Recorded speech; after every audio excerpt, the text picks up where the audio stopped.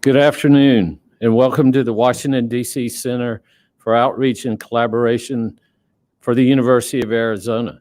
For all of you who've been here since yesterday, and some great sessions, by the way, I'm so impressed with how this room was turned from theater seating into sit-down tables in just a matter of an hour. And then it'll be broken down quickly and turned back into theater seating this afternoon for Dr. Franco's session on the University of Arizona as the leading Hispanic serving university in the country. The University of Arizona is that deserves a round of applause.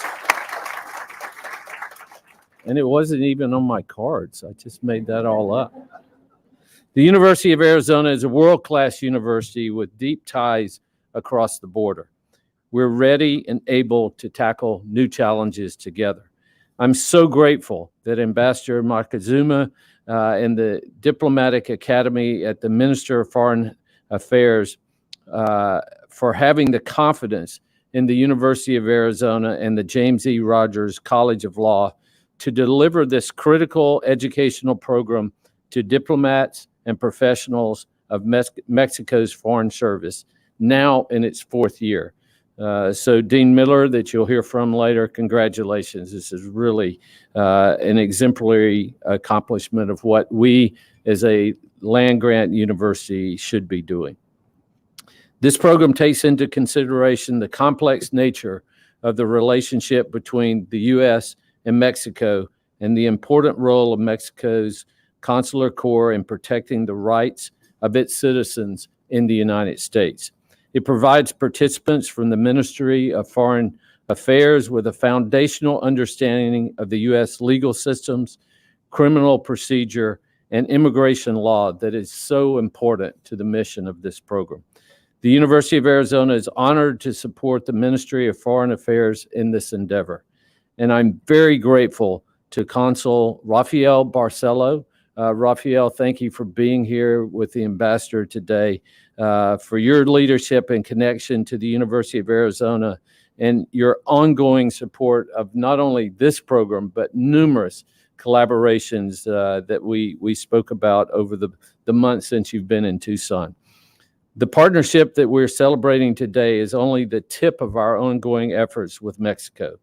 Some of our other efforts include the University of Arizona will host a high-level meeting on migrant health on October 13th, and we were chatting about that earlier, with the participation of Ambassador Moctezuma, Mexican Minister of Health Jorge Valero, and Secretary of Health and Human Services, Dr. Xavier Becerra, at the Phoenix Biomedical Campus.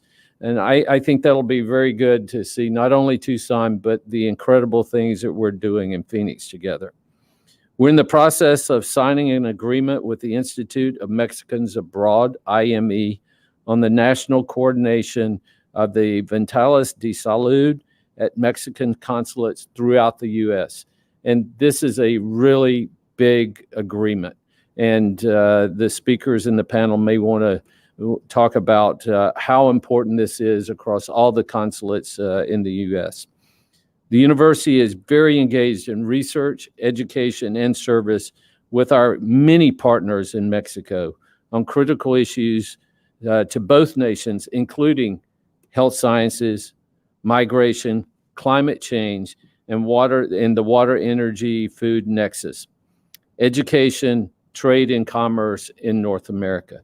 We're also proud to host one of UNAM's 14 global sites on our Tucson campus, and we very much value our long-standing relationship with UNAM.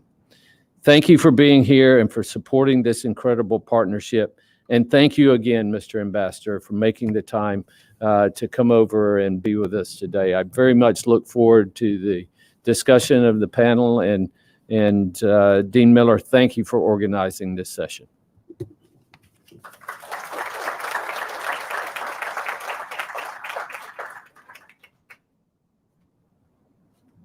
We would now like to invite the ambassador to the floor, and thank you for being with us today.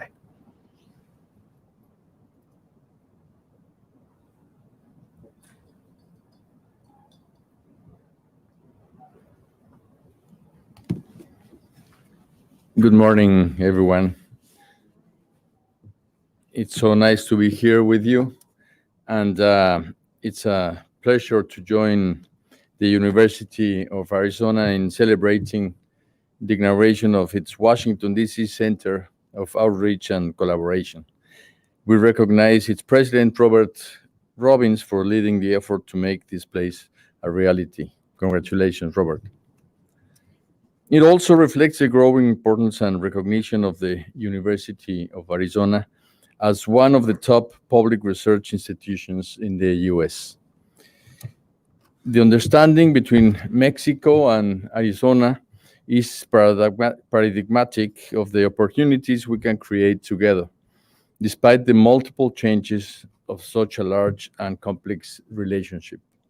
Arizona's past cannot be understood without Mexico, just as Mexico's past cannot be understood without Arizona. And I'm sure that our future will be understood if we work together. In addition to history, we are united by shared values, social and family ties. The institutional relationship between Mexico and Arizona goes back more than 2 centuries. The first consular office of Mexico in Tucson was established in 1882. One of my fundamental missions as Ambassador of Mexico to the United States is to highlight the contributions of Hispanic and Mexican men and women to the economic and cultural prosperity of the United States. In Arizona, Mexicans and Mexican Americans are part of the backbone of its industries. They stimulate its gastronomy, culture, and society. The state's prosperity relies on the creativity and workforce of 1.8 million Mexicans that comprise 28% of its entire population. More than 19,000 jobs depend on trade with Mexico. 23% of the state's eligible voters are Hispanic. The closeness between the University of Arizona and the Embassy of Mexico and our consulate in Tucson, headed by Consul Rafael Barcelo, is a product of these long-lasting ties. It is also the result of a sustained effort to focus the opportunities we can create together. COVID-19 pandemic has forced our societies to rethink our reality. United States and, of course, Arizona have showed that migrant workers have been responsible for ensuring that American families have food, essential services, and medical care, amongst other things. The magnitude of this crisis has made us realize the importance of having sufficient resources and knowledge to protect our migrant people. This is why the Program of American Law, developed jointly by the Mexican Ministry of Foreign Affairs and the University of Arizona, James Roger College of Law, is as relevant as ever.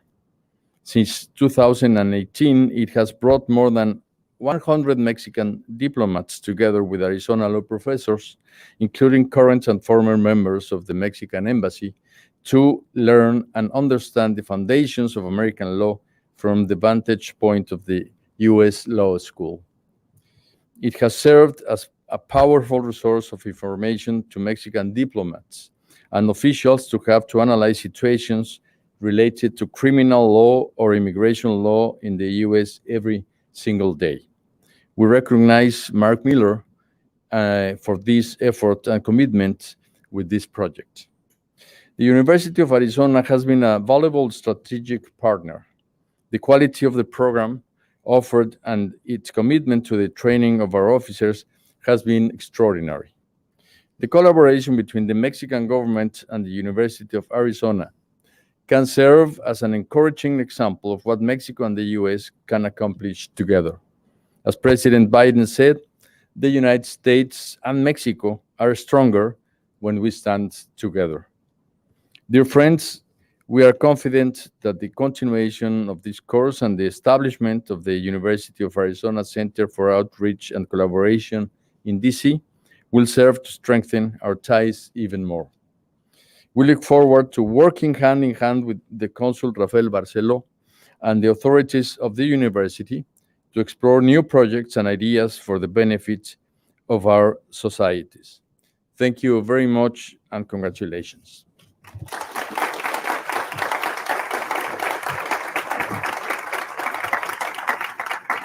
Thank you.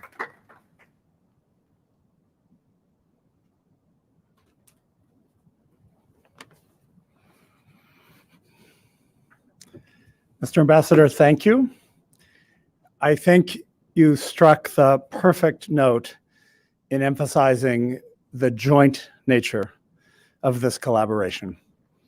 This was not an idea that came from the College of Law or from the local consulate or from the foreign ministry. It was instead a conversation that began some years ago when then Consul Ricardo Pineda, talking with his colleagues in Mexico City, highlighted the need, the opportunity for fundamental training in the US legal system, especially with regard to immigration and criminal law, at a time when the landscape, the political landscape in the US and in Mexico were changing. And the opportunity to train both diplomats and staff in fundamentals of US law. It has been a great partnership. It has been a partnership which has had to sustain substantial financial challenges in both countries and with the partner institutions. And yet, here we are in 4 years, having trained 149 graduates and with 40 students in the current 4th cohort. The participants have been extraordinary. Ambassador, you lead one of the great delegations here. My understanding is that the Mexican Foreign Ministry professionals and staff in the US may be the largest foreign delegation from any one country to any other, reflecting the closeness and complex and critical history of the countries. The participants have included consuls general, deputy consuls general, embassy heads of office, consulate heads of protection, consular protection officers. That, in fact, has been the largest group of students. Consulate heads of legal affairs, ministry directors, deputy directors, ministry attorneys, and consulate staff representing all facets of consulate operations. Early on, I had the chance to visit New York when the then consul in New York, Diego Gomez Pickering, was one of our students in the class. And I was going to New York and reached out and he said, please come by the consulate. I would be delighted to meet you.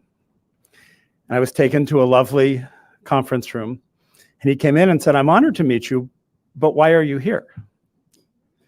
And I thought to myself, why would this distinguished diplomat, wonder why a dean was there. And then I thought he perhaps was worried that I had come across country to say that for a man of his stature and background, the last exam was not what we expect. But in fact, of course, I was there to get his advice. As we have all along, we have asked the participants, we have worked closely with the Instituto Matias Romero and leaders in the Foreign Service to say, how can we best serve the foreign ministry and therefore the citizens of Mexico through their work? And that was the conversation that we had. What other subjects might we address? Was the structure and the content of our courses effective? How could we improve? And that has defined this partnership all along. That is my final point. We have learned so much from the diplomats and staff we have taught. It is a regular occurrence for my colleagues who are teaching in this course, several of whom you will hear from today, to come down the hall and say, I was asked the most difficult question today. And that is a compliment. The passion and the knowledge of the diplomats and staff is transferred through the educational process and through the questions they ask. We have learned so much. The structure of this program was set up to be asynchronous. We recognize that the Foreign Ministry has diplomats and staff throughout the US, in Mexico City, and elsewhere. It was set up to leverage digital resources. And of course, under COVID, there has been no barrier, financial challenges, but no barrier to the continuing and effective delivery of this. I mentioned Consul Pineda. We have been delighted when Consul Barceló came to Tucson. He has been an extraordinary partner, even in the months, a year or so since your arrival. We actively meet regularly, monthly or more often. We're invited to the consulate and can share in their challenges. And we just think of it as one of the extraordinary partnerships for the University of Arizona. Ambassador, again, thank you for your commitment, your willingness to join us today. The partnership that's reflected in your leadership, it's an honor to have this partnership, and we are excited today to celebrate it. With that, my own description of the program hardly does it justice, and we will now hear a short video, where participants describe their success and the impact of the program, and then I will stand up again to introduce the consul again, and we will have a panel to discuss more of the program. With that, again, thank you all for being here today.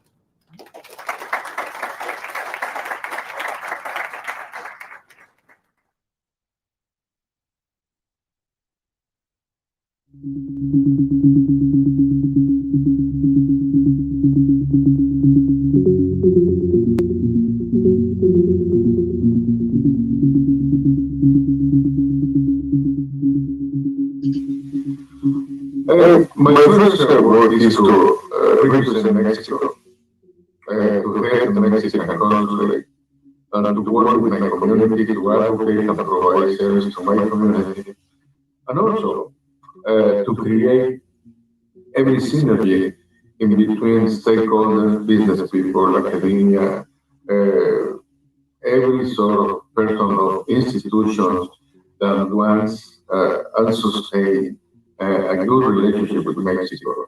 So we are in charge of that. And it's our everyday work to do that in our diplomatic capacity. Since the very beginning, you probably remember that, we were clearly aware of the high need for diplomats, in this case, Mexican representatives, that work with the community, to be really knowledgeable about American law, how the system works, in order for us to be really able to represent, to orient, to get the headlines to our community, but most important, to refer them to the professionals, to detect a case, to be sure that we have a case that can legally be represented, and to send our nationals to talk about the professionals with attorneys, licensed attorneys, the state of Arizona, in the case of Arizona, or in the case of every state in the U.S., to all nationals to be able to talk with a professional trained to deal with any specific case. So that it's very valuable for us. And since we started these conversations with the UOA, we foresee that program and the possibility in order to be able to make it a reality for every diplomat. They need to be duly trained in American law. At that time, we were passing by different challenges that had to do with representing our nationals. So when we look at the opportunity to be trained in American law and how the system works, we said, well, we need to do this and to be better equipped to work with our community. So I wanted to participate. So not only to test the program, because I really respect your faith, but to test the program and to test myself. Are we able to understand the everything that goes under the different American laws and else in order to provide that counseling? So the end result was amazing because I was able to go into immigration law, criminal law, labor issues or matters. And from that, I felt really pretty well equipped.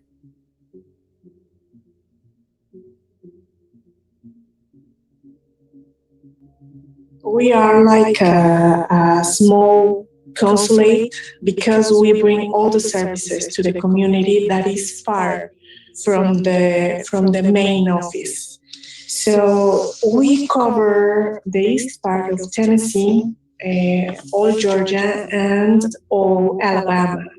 When we bring services to the community, we do documentation, that is passports, IDs. We also print birth certificates, and we give people information about their needs, and that's why it is so important to have the knowledge about that. We have different areas, different places to work, and every place has a different law. But for example, when people are stopped by a police officer while they are driving, many people for example, it's a simple example. In Mexico, it is very usual to descend the vehicle, to get out from the vehicle and go to the police officer. So it's not something used in the US. So since that very moment, we can help people because they don't know why were they stopped, or if they have rights or not, or which ones they can apply. So or they could tell the police officer that they had. So that's one of the main things that I think we can tell people.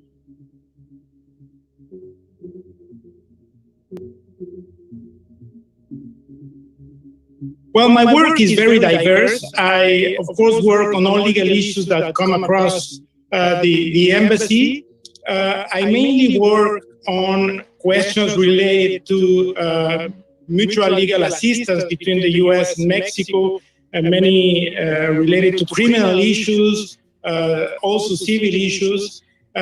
But I also provide advice to all the sections at the embassy, which include the sections in charge of immigration, the section in charge of trade, the section in charge of cooperation and environmental issues. My educational background and also my professional backgrounds are more focused on international law. And here I have to deal on a daily basis on questions that relate to the US legal system. So I needed to have a program that will give me the basics of US law that I need on my daily work. And in particular, we work a lot on immigration issues, and we also work a lot on criminal issues. So the program was perfect for me. I will definitely recommend that all the diplomats that come to the US, particularly those who work at the consulates, take this program because it gives you an essential background on how the immigration system works, but also on how the criminal system works. But in particular, I think it gives us the basics of how the US legal system works in general. It's not only about criminal procedure or immigration, it's also about the general US system.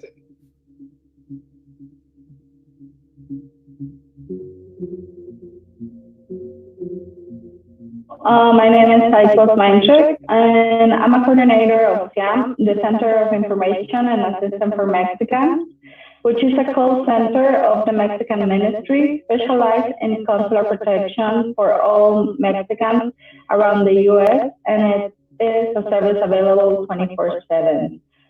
Basically, we provide professional, comprehensive, and immediate response to Mexican nationals that are calling from Mexico or from the US or any other part of the world. And we work in collaboration with the Mexican consular representations along the US regarding criminal, immigration, administrative, civil, labor, or human rights cases. I applied for the certificate in U.S. criminal procedure and immigration because I believe it's essential to have a general knowledge of the U.S. legal system to be able to provide accurate information to the Mexican nationals that request our assistance. And it is important to say that we always point out the importance of good legal assistance because criminal law and especially immigration law is so complex and in constant change that we need the lawyer's expertise. So we are well aware that we only give certain assistance, but it's always necessary the lawyer's expertise. Absolutely. All the contents have been very helpful. I would say the criminal procedure materials have been the most useful. To have a better understanding of the limits of the action that the police have or the border patrol have, as well as the constitutional protection rights and the due process. Since we see a lot of criminal detainees process and many people who is in custody with ICE, this is a daily request and information that we give. The Know Your Rights campaign material and workshops are one of the best examples of it because it focuses to educate people about the rights a person has in the U.S., regardless of their immigration status, and also how to interact with authorities in case of an approach. I'm just very glad I was able to be part of the program. It was a great experience. I think it's one of the best courses that the Matias Romero has in collaboration with the UFA. So I'm just very happy to have been a part of it.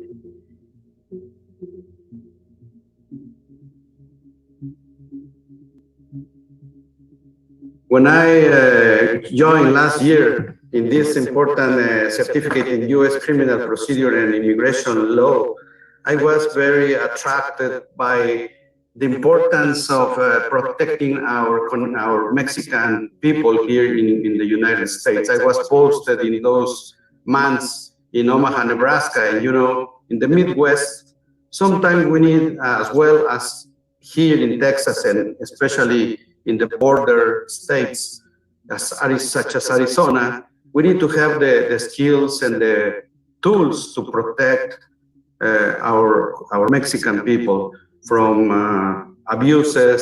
We have to know first the law, the criminal law, and the judicial procedures that sometimes people think is the same in all the countries, and that's totally wrong. In the U.S. system, it's very important to know with detail how it works and how we can defend our Mexican people.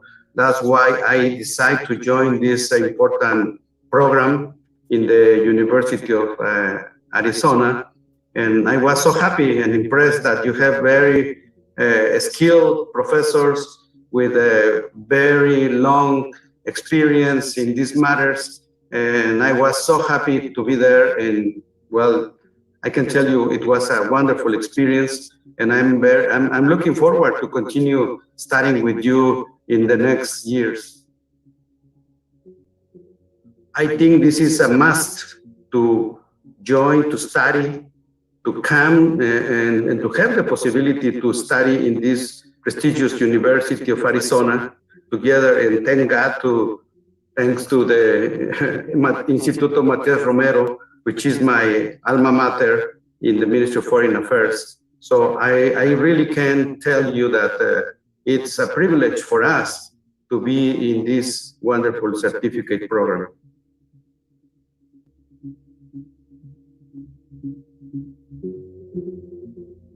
So as a member of the Mexican Foreign Service, I've been involved mostly all of my career in consular affairs. So I thought it was really useful training and a really important effort by the Ministry of Foreign Affairs of Mexico in partnership with the University of Arizona. So I've been involved in consular affairs a lot of years.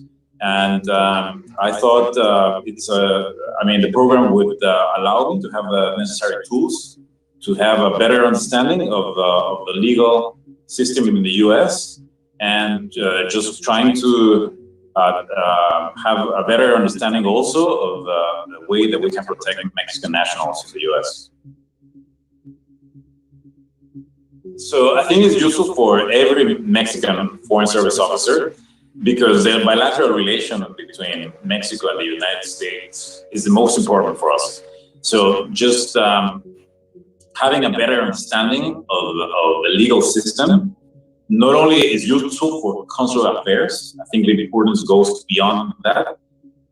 It really gives you a better understanding of how the country works in many senses. I mean, their program really gives you good training in things related, for example, in basic constitutional law. So there are things that you can read every day in international news, international media, just the decisions by the U.S. Supreme Court, their impact throughout the U.S. legal system. So I think it's useful not only for consular officers, but basically for everyone that is interested in the bilateral relation and in having a better understanding of the United States, which in the case of Mexico, I think all Foreign Service officers are, should be aware of this. Well, I think it's an example of good cooperation, and the program is something that has been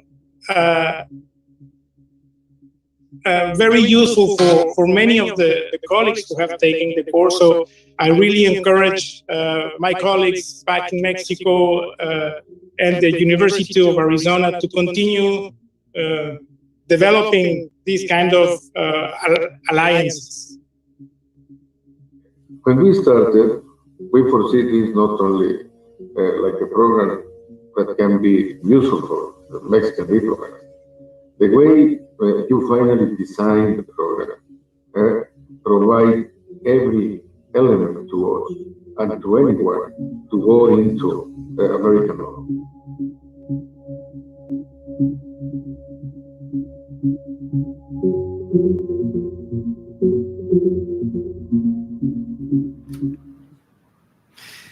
I would now like to invite to the podium Consul Barceló.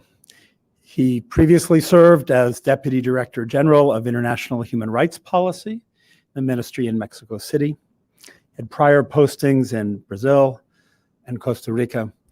As I said before, we could not be more pleased to have him as a partner and the leadership of the very important consulate in Tucson. Rafael.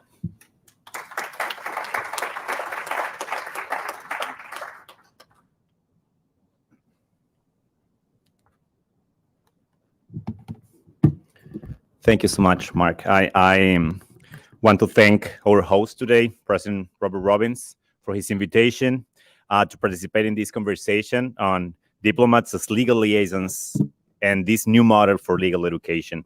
I also especially recognize Ambassador Esteban Moctezuma for being here and for his continued support of the work that the Consular Network performs locally under his guidance from Washington. This is also an opportunity to recognize the incredible support of Mark Miller, Dean of the University of Arizona College of Law, from Justin Dutram, Assistant Vice President and leader of the United States-Mexico Initiatives, and an outstanding friend of Mexico, and Chris Gass, Director of the program. You put me in a very pressed position talking besides my current boss, the ambassador, and also my former boss, Guillaume Michel. I had the chance to serve as his deputy when he led the Human Rights Department at the Foreign Ministry. Consular protection is one of the most challenging practices in diplomacy.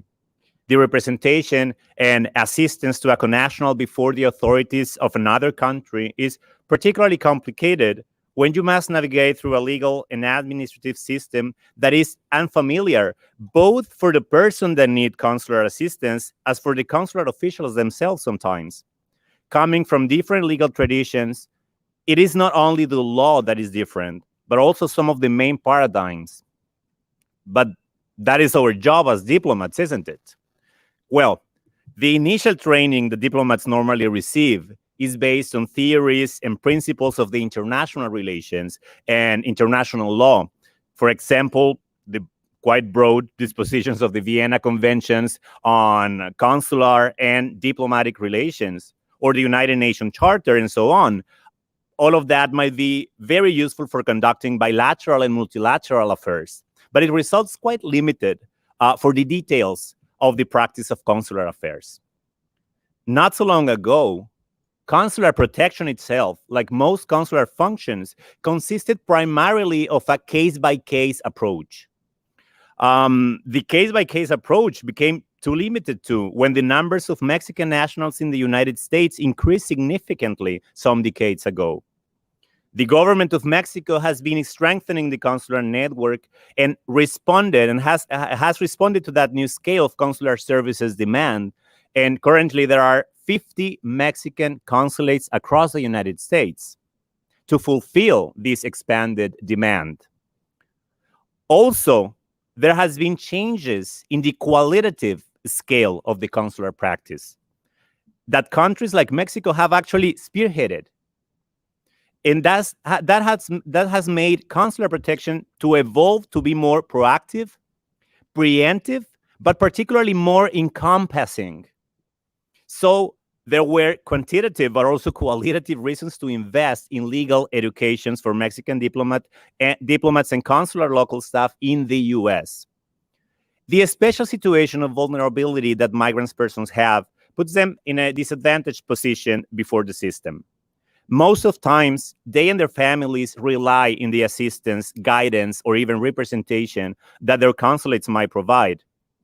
When they are confronted to undetermined legal consequences or administrative procedures that result unpredictable to them. So, the consular officers can be of great help in many fronts, directly defending their rights against abuses, or preventing those occurring by having a constant consular presence, addressing linguistic and cultural barriers that the migrants might have to avoid unfair effects on the treatment they might receive from the legal system. Also, in explaining migrants and their families what they could expect from their legal situation, how much time they might be detained, or if or when they might be deported, the custody of their children, the possibility of facing criminal consequences, and in some cases, the risk of face the death penalty in some states. All these activities require a high level of legal training. A long time ago, I dedicated my thesis job for my master's degree to the institutional restrictions of consular protections of Mexicans in the United States. Little did I know back then that I was going to be acting on that, not just studying it. One of the main restrictions that I found interviewing consular officers then was precisely the need to navigate through diverse legal systems, which included getting acquainted with different state laws or local regulations every time they were posted to another consulate.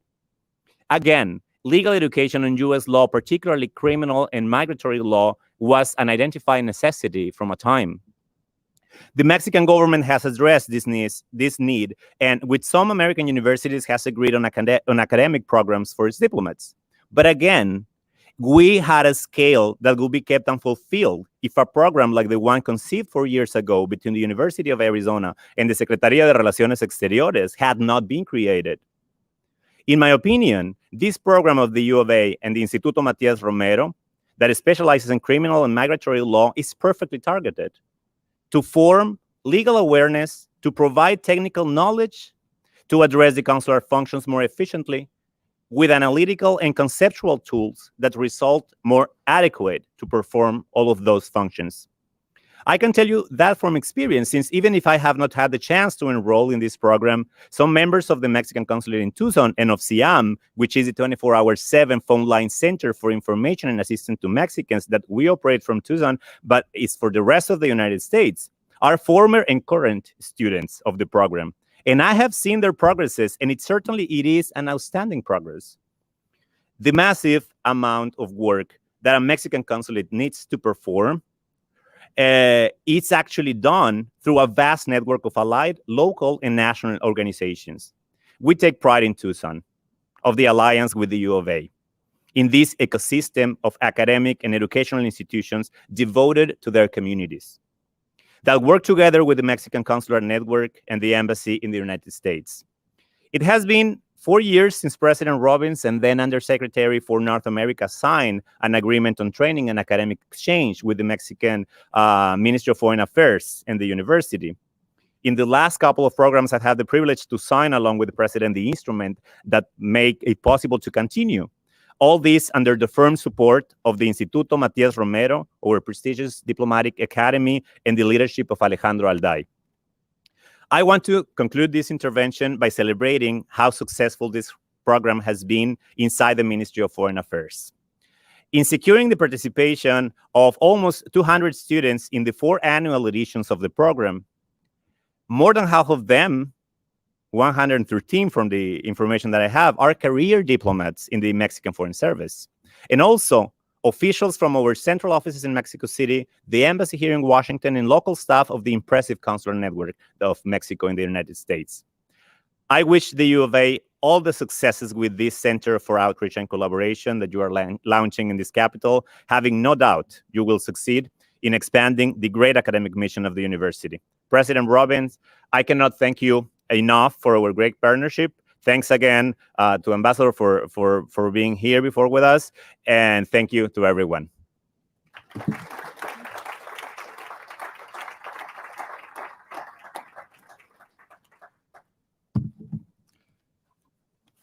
Thank you, Consul Barcelo. My name is Chris Gast. I lead the Foreign Diplomat Training Program at the James E. Rogers College of Law, and it's my pleasure to moderate this panel, A View from the Classroom, Insights and Anecdotes in Supporting Foreign Service Professionals. Before I introduce our panel, I'd like to thank all of our distinguished guests for joining us today. Our partnership works well because of the collective passion to provide and support professionals with access to high-quality education. In particular, I would like to thank my counterpart at the Instituto Matias Romero, the Diplomatic Academy of Mexico, Xochitl Rosal. Xochitl is the Director of Distance Education at IMR. It has been a true honor to work with an incredibly talented and committed leader. Xochitl, thank you for your dedication to this partnership and all that we do together. Now to our panel. we have three outstanding individuals I'd love to introduce to you today. First, our Professor Shefali Milsarek Desai, a professor of law and director of the Workers' Rights Clinic at the James E. Rogers College of Law. Welcome, Professor Desai.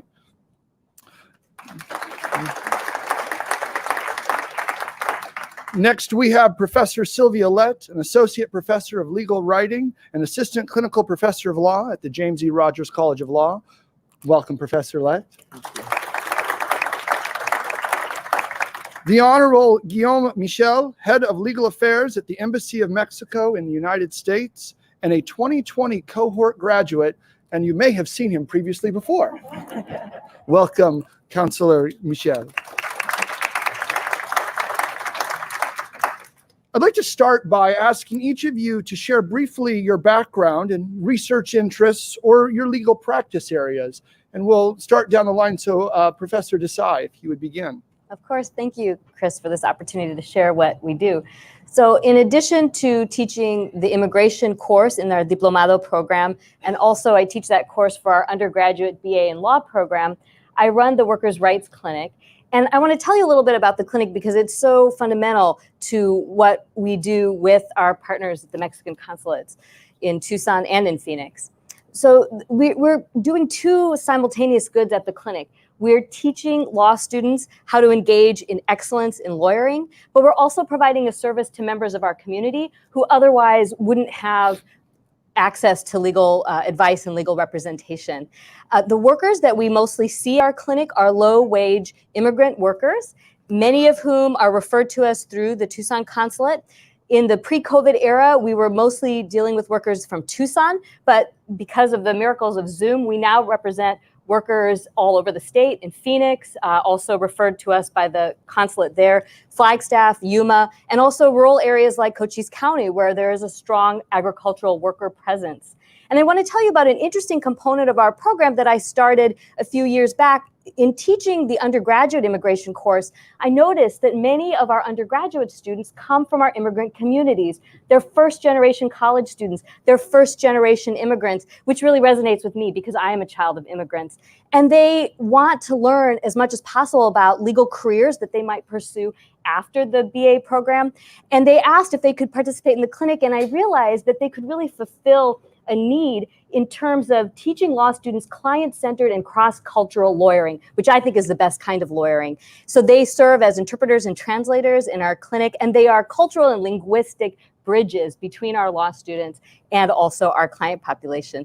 The other thing we do in the clinic that I know I'll get to talk about later is outreach and education, and we do that very much in partnership with the consulates. But I'll move on to my research and writing areas. And the ambassador touched on this. So my focus is really frontline essential immigrant workers. And the pandemic has definitely guided the work that I'm doing right now because we as a nation rely on this workforce and we rely on the workplace rights that they can access so that everybody can remain healthy. So one of the projects I'm working on is in conjunction with our health law professor, Tara Sklar, who's here today. She's actually based in DC.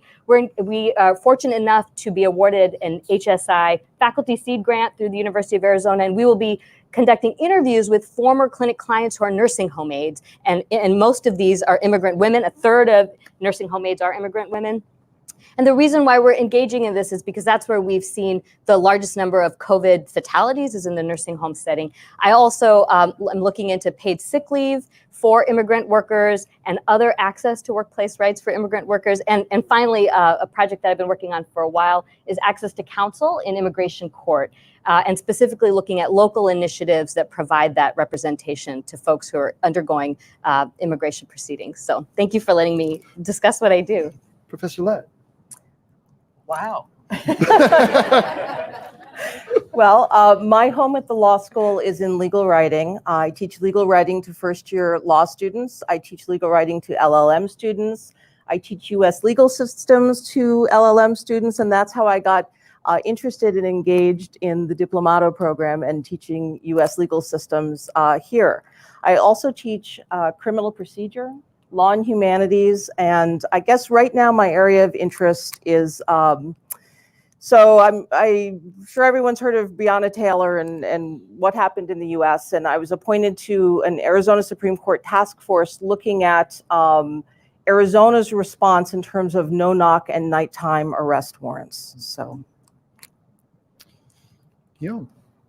Well, I'm going to talk a bit about my background, which is a bit of an atypical background for those who have been taking this program, because first, I don't work for a consulate. And secondly, I have not had the experience of being posted in the US. I have studied international law in France, in the University of Paris-Nanterre. Then I have had an LLM at the University of McGill in Canada.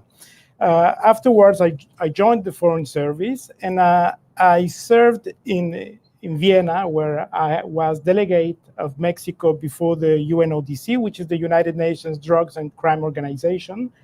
I have been posted in The Hague, which is the city of international law, where I was a delegate of Mexico to the International Court of Justice, but also the International Criminal Court.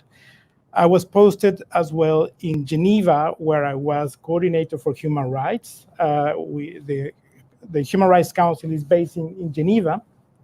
And afterwards, I was appointed Director General for Human Rights in Mexico City, where I had the opportunity to work with Rafael before being posted here in Washington. So as you can see, my background is very far from the U.S. law and the U.S. system. So it was for me very important to have the opportunity to have this program. I've of course learned by myself, and every time I had to deal with an issue, I had to study a lot. But it was very helpful to be in this program and have a structured course that would give me some insights about the U.S. system, but also about the criminal law, which is one of the areas in which I have to work on a daily basis, but also on migration law, which is, of course, one of the main challenges that we have here at this point in time at the embassy. Thank you. Shefali, I'd like to start with you. You lead our foundational class, Introduction to, oh, Sylvia, I apologize. I'm looking. Sylvia, I'd like to start with you. You lead our foundational class, Introduction to U.S. Legal System. Can you tell us about the class? What are your goals, objectives for running this course? I think the goals and objectives are really to provide a solid understanding of kind of the hows and whys of the U.S. legal systems with an S. Really, it's very different than the civil law system in Mexico. It's an adversarial common law hybrid, and explaining that to people can often be complicated. But we try to simplify it and start with the three branches of government, with what each of them do, and we have different units that are just designed to provide how things are supposed to work. But then I think as people get into the next modules, and the real world practices of the Diplomatos work, you see all the ways in which the US legal system doesn't work and often fails. So it's important to really have an understanding of what's supposed to happen, so you know how to react when things don't go the way they're supposed to.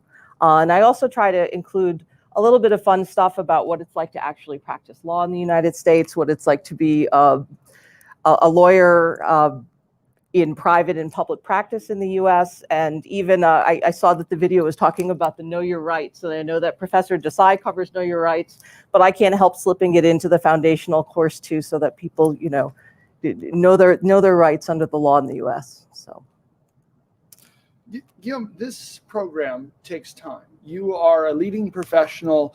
How did you find balancing the workload of an academic experience while also taking into account all the other things that you had on your plate? For anyone who might be interested in the program, maybe you could share with us how you managed as a student. Well, it was difficult for certain. I was lucky at the same time because it was in the middle of the pandemic that I had the chance to do this course. So you know, we were learning to work from home, so I got a bit more time. I was not commuting, so I was gaining more time of the commuting. So I was making pauses from my work to see the videos, to do the readings. But of course, there were some weeks, and particularly some Sunday evenings, that were challenging. Sometimes regretted to have initiated the course when we were on a Sunday afternoon with my kids. Well, it was a challenge, but at the same time, it was also very rewarding every time that we were completing a week, because everything that we've learned, and it was very useful. I could apply all my knowledge, all the new acquired knowledge to the daily work that I was doing at the embassy. So yes, it was challenging, but it's absolutely worth it, because this is something that we need to do anyway. We need to understand how the law works, how the system works, and it's investing in time. It's investing in future time that we are not spending to study and understanding the issues. Shefali, the actual Shefali this time, you're a professor of immigration law. This seems to be one of the core areas that many of our students are interested in, largely with an interest coming from protection and consular services. How did you design a course or run your course that helps non-lawyers address immigration questions? And that's a great question. There are three things that I really try to do to ensure that our Diplomado students can actually take to their constituents. So first, I try to provide foundational principles. Immigration law in this country has actually not changed that much on a foundational level, the framework level, from almost the inception of the United States. And the reason why I think that that's important for our students to understand those theoretical frameworks is that a lot of what we see, and we saw this in the last administration, we're seeing it now, many of the changes in immigration policy, which seem to be happening on a daily basis, are made through executive policy and agency directives. And what I want our students to be able to do when those things come out in the media, in the current events, is to be able to analyze them and understand what impact that has on their constituents so they can answer those questions. So that's one thing. The second thing that I do at the beginning of every semester is I provide updates. So there, again, we're seeing things changing on a constant basis, and so I'll go in. I'll make sure that in all of the areas that we're seeing court opinions, executive orders coming out, that those are part of the course. But what's interesting to me is that often by the time we get to the module where I've created the update, there's already something else that's happened. And that provides the perfect opportunity for what we call discussion posts. It's a component of each of our courses. And then I'll introduce this new thing that's just happened. Often the students in the course already know that it's going on. They've already received questions from constituents. And then we get to have a conversation around it. And lastly, the third component, and this is really important, is we have problems, we have hypotheticals, and we have students will bring their own questions. So for example, we'll look at a visa bulletin and we'll make sure everyone understands how to read one. We'll talk about the different kinds of visas and what the requirements are, especially ones that are being used more and more now, like UNT trafficking visas or the VAWA. And then of course, questions that constituents have about daily life, about education, access for their children, various types of public benefits, and of course, rights in the workplace. Sylvia, you are just finishing up your course right now, the Introduction to U.S. Legal Systems, and Shefali is about to begin her immigration course. Recently, I noticed with Hurricane Ida, we received messages from our students that they had to drop what they were doing and support Mexican citizens impacted by Hurricane Ida. You've been in this program for a while now. What is it like working with diplomats? How are they different than the traditional law student? I guess I'd say it's very humbling for me. It's very interesting. They as a whole are engaging, interested, really sophisticated in terms of all of the different places around the world, let alone the United States, where diplomatos have been stationed, and the types of things that they work on, such as getting those emails about Hurricane Ida, hey, I'm not going to be able to finish this today. They're sending me to New Orleans. And the nice thing is that we have flexibility in this program to say, okay, we're going to give you some extra time so you can do that. And one other thing I wanted to talk about is the discussion boards. The thing I really love is the things that I learn from the discussion boards. And I don't know how you felt about the discussion boards, but I was just really impressed by the interactions between the students and the fact that they got to know each other a little bit and ask questions of one another. And I find it fascinating. I should note one thing for the group. When I say diplomats, we have representatives that are working at the foreign ministry, that are working at consulate, the full spectrum of foreign service professionals, not just active diplomats on a mission. They're working in all roles. So to one of our active diplomats, Guillaume, I'd like to ask you, the embassy has a broad legal mission. Have you seen examples of where this program is useful or could be useful in your own role or when you talk with protection officers throughout the United States? Well, I wouldn't have a particular example. This is something that this knowledge that we acquire with this course, we use it on a daily basis.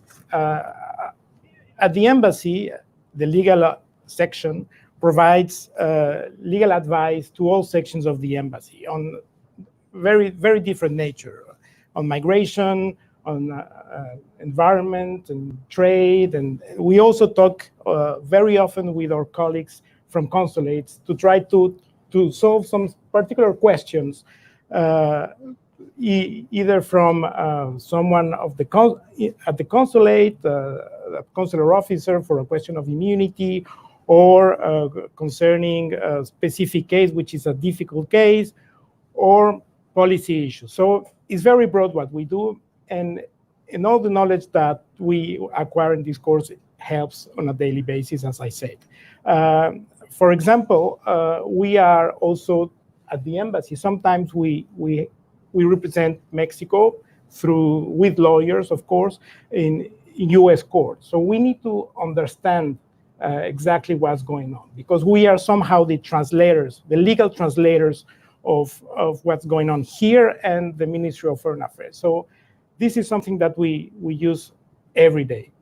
We need to understand how things work. And I think what happened in the last few years in the US, all the events, the election and the migration surge and everything that has happened needed to be understood from different point of views, the political side, but also from the legal point of view. So I think it's very useful, and I believe that every diplomat working for Mexico in the US should take this course, but even any diplomat who's not familiar with the US system and is working here in the US should get a better knowledge about how the system works, because it's not easy. It's not easy to understand how the coexistence between the federal and the state level system.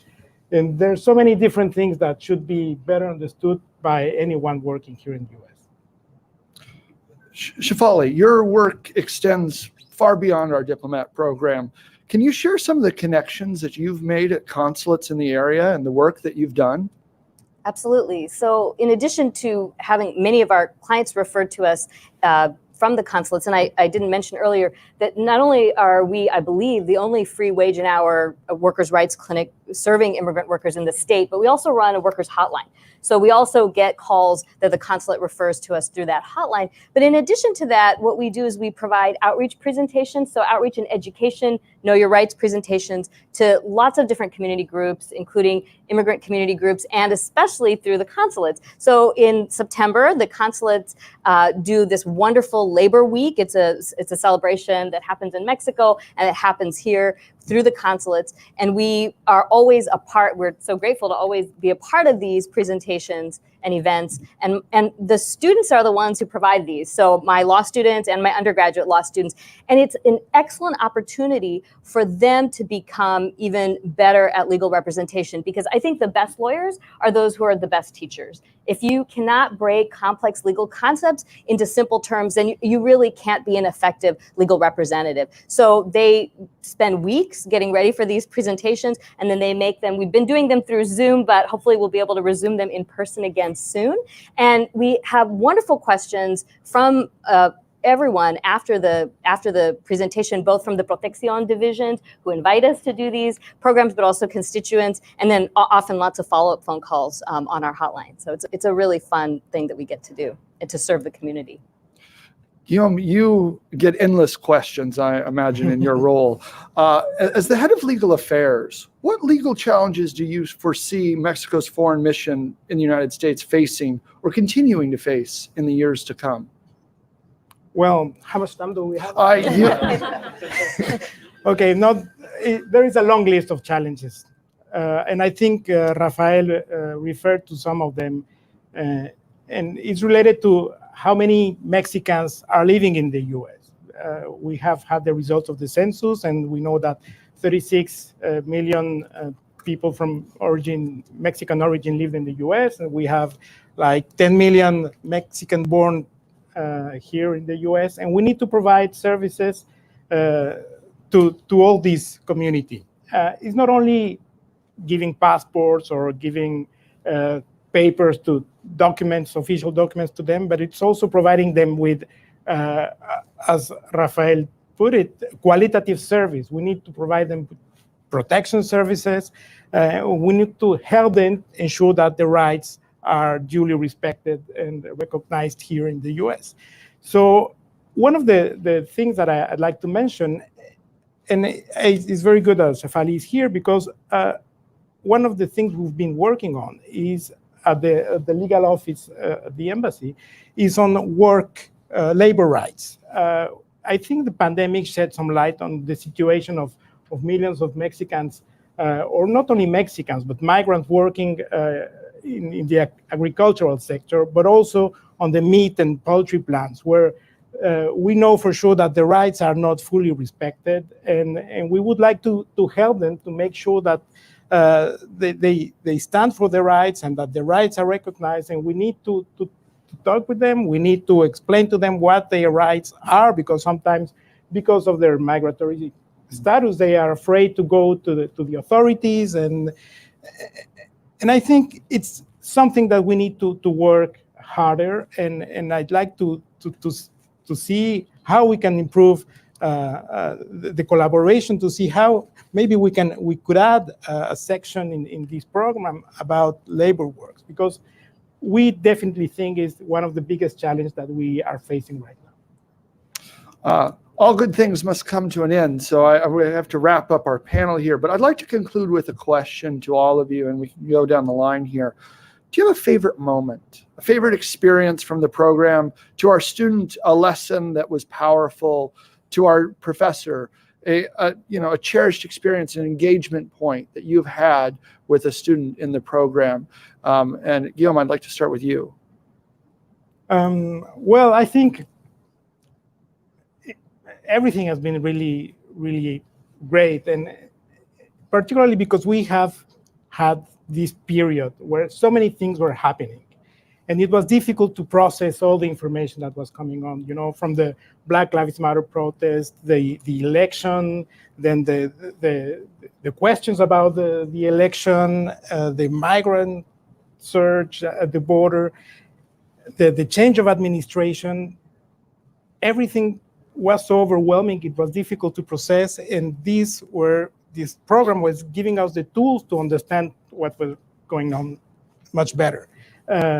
And something that a course that I really liked was about the history of migration, because I think it's interesting to see that where we are now comes from a very long history where many things have happened. The Chinese migration, and then what happened with Mexicans in the 1930s, and everything that has happened. And we see that we are coming a long way, and that we are not at the end of something, it's just in the middle of something. So I don't have a particular anecdote or specific moment, but I think that the history of migration for me was very enlightening.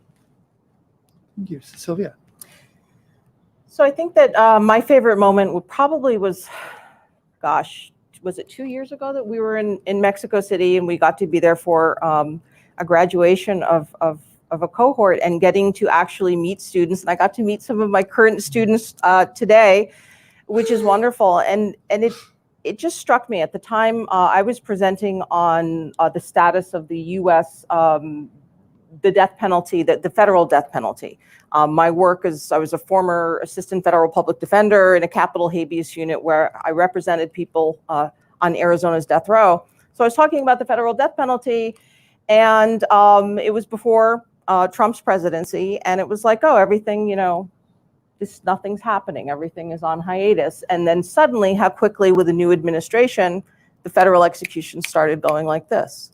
And it just kind of, looking back to that time period, it just makes me think of how quickly things change and how important it is that everyone has an understanding of what the law is. So, thank you. Shafali? Going to Mexico City was definitely one of my favorite experiences, city that I fell in love with. But I want to talk about an experience I had with one of our online students who I was never fortunate enough to meet in person. But this happened the last time we ran the course was earlier this year in the spring. And there was a big, severe winter snowstorm that had swept through the Midwest. And this particular student was in the Midwest. He and his family did not have electricity for a couple of days. So when he finally came back online, he sent me an email. We were both working late at night saying, I'm really sorry that I haven't been able to do these assignments, but I have some questions about constituents that have fear, as you were talking about, Senator Michelle, fear about talking about their workplace rights or other immigration-related issues. And we ended up having this wonderful, robust conversation. And it reminded me, and this is emblematic of the entire program, how we're making connections between time and space and cultures.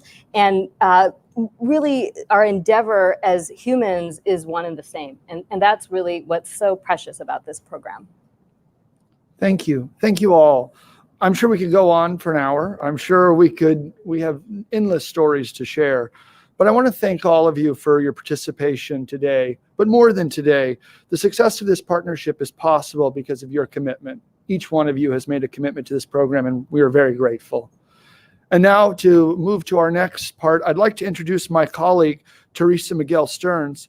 Teresa is an associate dean, the director of the Law Library, and a professor of law. She's key to many of our Mexico initiatives at the College of Law, and it's my pleasure to welcome her to the podium.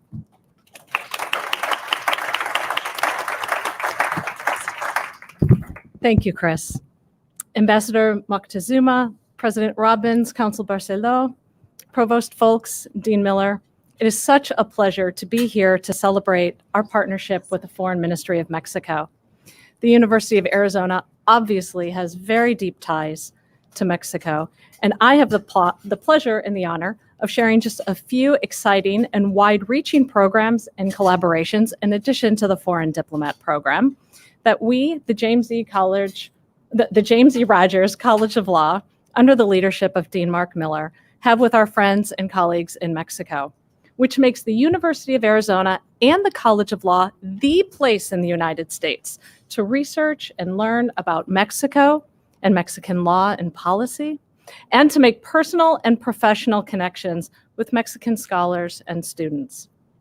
One of our most unique programs is the Diplomado in Mexican Public Law and Policy.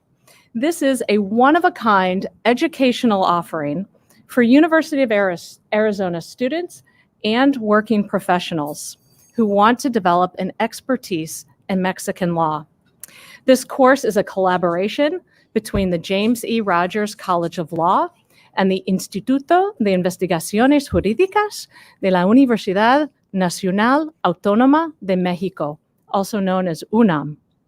In this 4-course, year-long program, renowned Mexican legal scholars instruct our students in Spanish on the finer points of Mexican law, often in comparison with the U.S. legal system.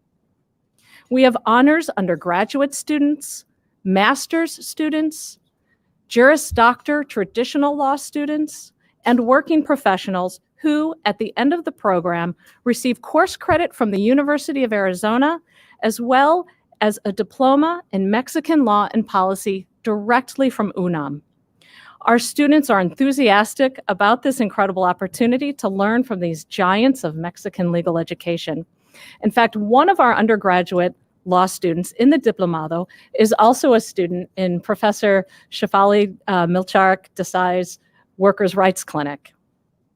So also in collaboration with UNAM and the Instituto, our respective law libraries are collaborating and co-sponsoring the Primer Congreso Internacional de Bibliotecarios Jurídicos. This first international Congress of law librarians in the Americas will focus on issues facing law libraries and law librarians, such as access to authoritative information and providing legal services in this time of COVID. These conversations will include law librarians from the Cono Sur to Canada. And I expect this international conference will only grow in the future. The University of Arizona College of Law's International Trade and Business Law program is yet another example of our deep connection with Mexico. The program offers 2 postgraduate degrees in law, a master's in law, and a Doctor of Juridical Science, or a JSD. The leader of this program since 2015 is Professor Sergio Puig, who is an UNAM and an ITAM alumnus. And his research, scholarship, and teaching is inevitably through a comparative legal lens. Professor Puig also integrates the work of the College of Law's Indigenous Peoples Law and Policy program.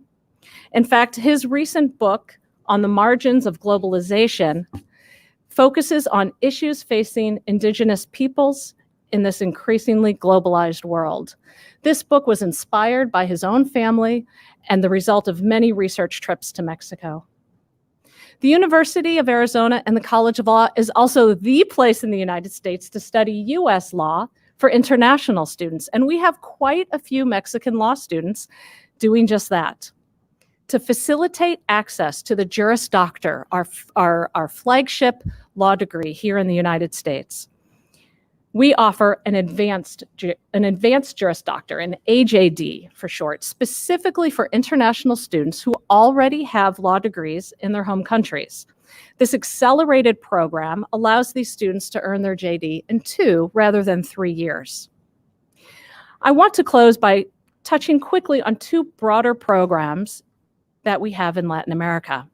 The first is the College of Law's membership in a program founded by Yale Law School over 25 years ago, the Seminario en Latinoamérica for Constitutional and Political Theory, or CELA for short, which has long included UNAM faculty, as well as faculty from approximately 20 prestigious Latin American law schools from the region. CELA brings together the top legal scholars in the Americas to share research and scholarship, to debate current legal topics, and to develop deep and long-lasting relationships. The University of Arizona's and the College of Law's many collaborations with UNAM and Mexican institutions, together with the College of Law faculty's many connections with Yale Law School, made our inclusion in CELA a very natural development. Finally, just over 2 years ago, the University of Arizona launched a microcampus in Lima, Peru, in collaboration with the Universidad Peruana de Ciencias Aplicadas. This is an exciting initiative that we hope to continue to build upon in the years ahead.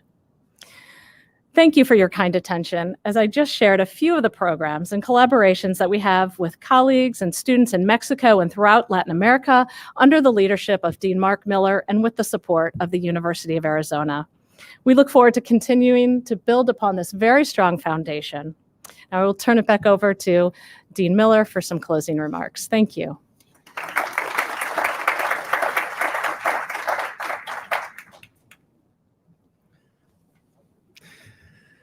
Thank you, Professor Miguel Stearns, and thank you for the several acknowledgments of the leadership of the law school. It's kind, but leadership is finding the right partners, working well and working hard. And you've heard today from many of the people who have made this program a success.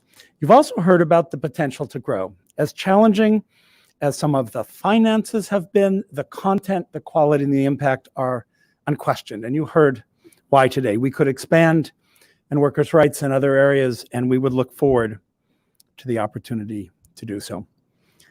I've mentioned many times, but must again, Consul Barcelo's support, before him, Consul Pineda. Again, these are the critical relationships. Deputy Enrique Gomez in the local consulate for years helped us to build this partnership. He is now stationed back in Mexico City. You've heard Alejandro Alday mentioned.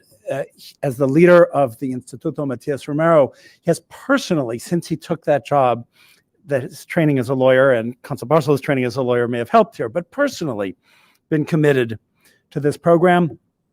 Before him, Natalia Sotolamacchia, also as head of IMR, was committed to the programs. At Arizona, President Robbins, Provost Folks, our colleagues throughout the university, my colleagues at the law school who you've heard from today, Professor Lett and Professor Milcharik Desai, Chris Gast as a committed leader who's helped to keep all of us together brilliantly. Amanda Wolf, who heads our global programs at the law school, Professor Miguel Stearns, Justin Dutram, who was mentioned before. The short point to conclude is we're honored to have this partnership. We're delighted to celebrate, as part of the opening of the UA Center on Outreach and Collaboration, this great program. But as with all great enterprises, research, education, and otherwise, it's the richness, the texture, the depth, the commitment, the energy that's reflected in all the people you've heard today. Thank you so much for joining us for this session.